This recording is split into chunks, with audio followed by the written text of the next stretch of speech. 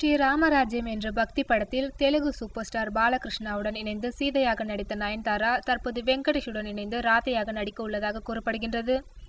சமீபத்தில் வெங்கடேஷுடன் ஒரு தெலுங்கு படத்தில் நடிக்க நயன்தாரா ஒப்புக்கொண்டார் என்ற செய்தி வெளிவந்த நிலையில் அந்த படம் கிருஷ்ணர் மற்றும் ராதை கதையில் உருவாகும் படம் என்றும் இந்த படத்தில் கிருஷ்ணனாக வெங்கடேஷும் ராதையாக நயன்தாராவும் நடிக்க உள்ளதாக கூறுகின்றனர். அதே நேரத்தில் இது பக்தி படம் அல்ல, மலையாளத்தில் வெளியாகி வெற்றி பெற்ற பாஸ்கர் தி ராஸ்கல் படத்தின் ரீமேக் என்றும் கூறினர்.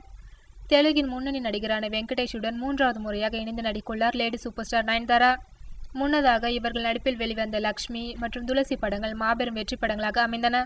வெங்கடேஷ் நயன்தாரா வெற்றி ஜோடி தற்போது மாருதி இயக்கத்தில் மீண்டும் நடிக்க உள்ளதாக தகவல் வெளியாகியுள்ளது. படத்திற்கு இசை ஜிப்ரான் என்றும் படத்தின் பெயர் ராதாகிருஷ்ணா என்றும் கூறப்படுகின்றது. எனினும் படத்தின் மற்ற அதிகாரப்பூர்வ தகவல்கள் எதுவும் வெளியாகவில்லை. இந்நிலையில் தமிழ் மற்றும் தெலுங்கு என இரு மொழிகளிலும் உருவாக உள்ள இந்த படத்தின் மற்ற நடிகர்களின் தேர்வு நடைபெற்று வருவதாகவும் 2016ஆம் ஆண்டு ஜனவரியில் இந்த படம் தொடங்கும் என்றும் கூறுகின்றனர். சீதையாக நடித்த நயன்தாராவிற்கு ஆந்திர அரசின் நந்தி விருது கிடைத்த நிலையில் ராதை கதாபாத்திரத்துக்கு என்ன விருது கிடைக்கும் என்று பொறுத்திருந்துதான் பார்க்க வேண்டும்.